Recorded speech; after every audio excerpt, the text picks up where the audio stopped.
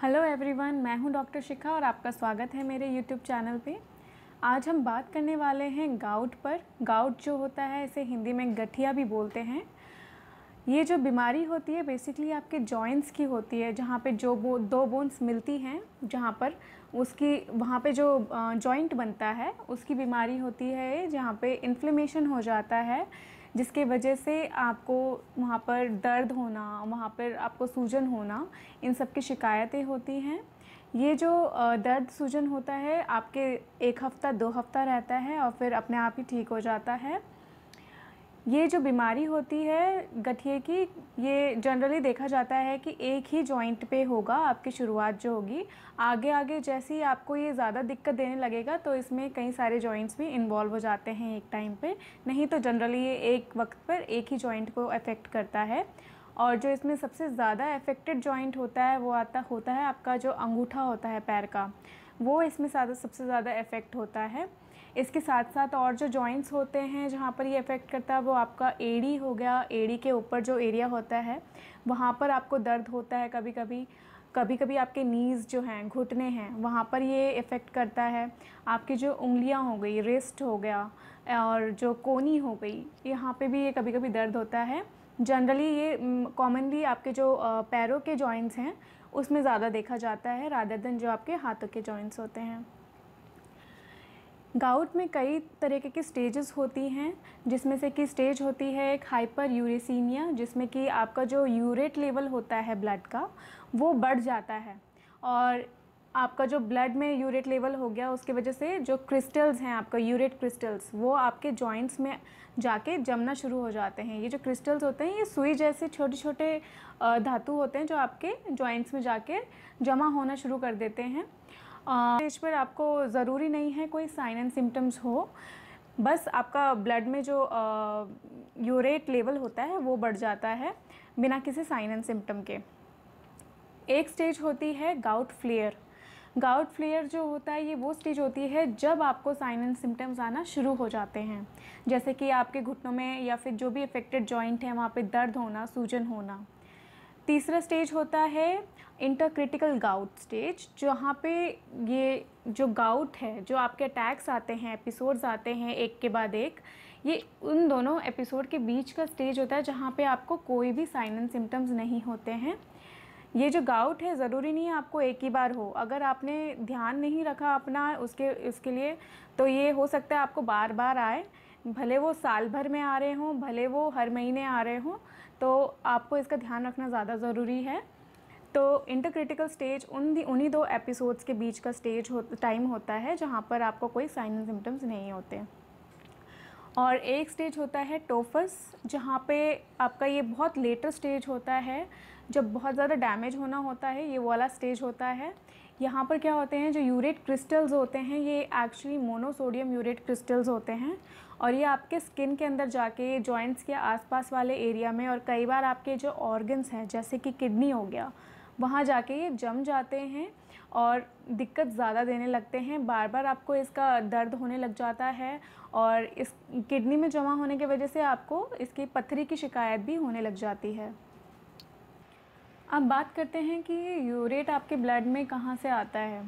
ये जो यूरेट होता है बेसिकली आप आते हैं प्यूरिन्स से। प्यूरिन्स जो होते हैं ये आपके बॉडी टिश्यू में पाए जाते हैं और साथ में आप जो खाना ले रहे हैं अगर वो ज़्यादा मात्रा में उसमें अगर प्यूरिन होता है तो फिर वहाँ से वो आपकी बॉडी में आता है उसके इनटेक से। तो जब ये प्यूरिन ब्रेक डाउन होता है तो ये ब्रेक डाउन होता है यूरेट में। तो ये यूरेट जो होता है अगर ये कम मात्रा में, वैसे नॉर्मली ये आपके यूरिन में एक्सक्रीट होता रहता है, बट अगर ये आपके कम एक्सक्रीट हो रहा हो, कम यूरिन के थ्रू जा रहा हो बाहर बॉडी के, या फिर अगर आप इसको अधिक मात्रा में ले रहे हैं, तब ये यूरेट जो होता है ये ब्लड में जमा होना शुरू हो जाता है। इसके वजह से जो यूरेट क्रिस्टल्स होते हैं, जिसे हम मोनोसोडियम यूरेट क्रिस्टल्स बोलते हैं, ये चीज़ जो होती है आपकी स्किन के अंदर जाके, आपके जॉइंट्स के आसपास जाके आपके ऑर्गन्स में इकट्ठा होना शुरू हो जाती है और फिर दिक्कत देना शुरू करती है। अब बात करते हैं कि ये बीमारी जो है किन में ज़्यादा देखी जाती है।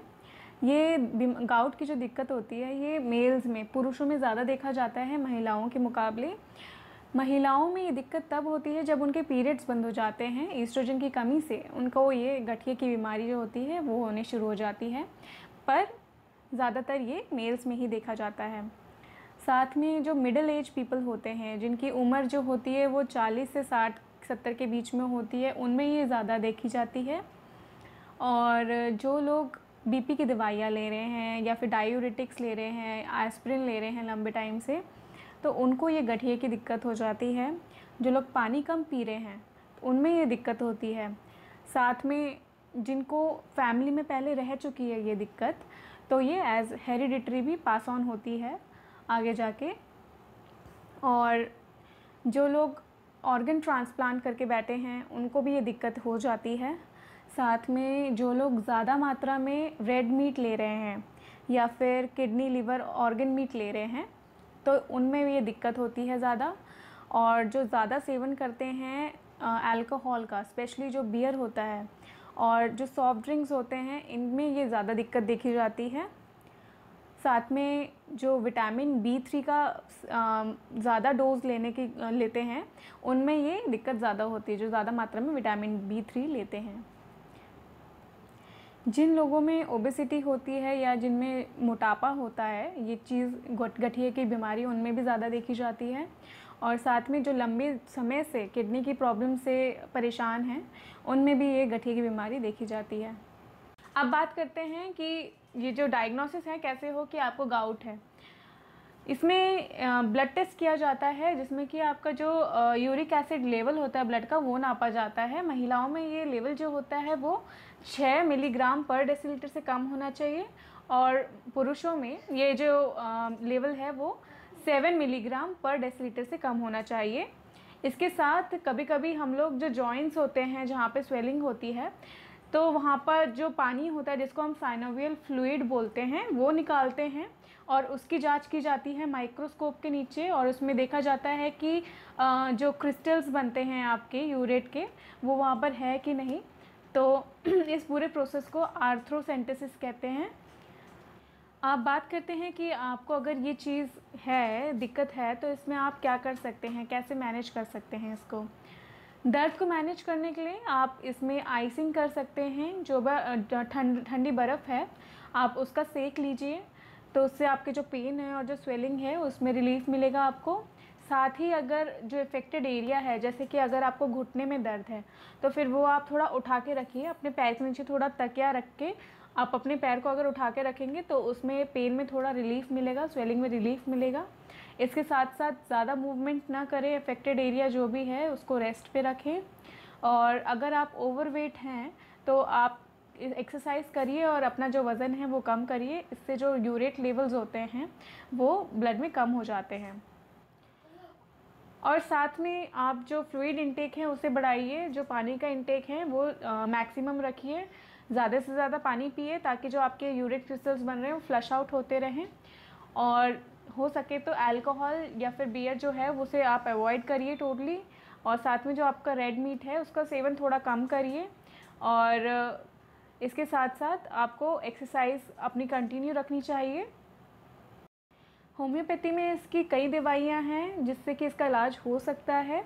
अगले वीडियो में मैं आपसे बात करूंगी कि आप इसे कैसे ठीक कर सकते हैं होम्योपैथी के द्वारा, और साथ ही साथ इसका जो डाइट मैनेजमेंट है, क्या खाना है क्या नहीं खाना, तो अगले वीडियो में हम ये डिस्कस करेंगे।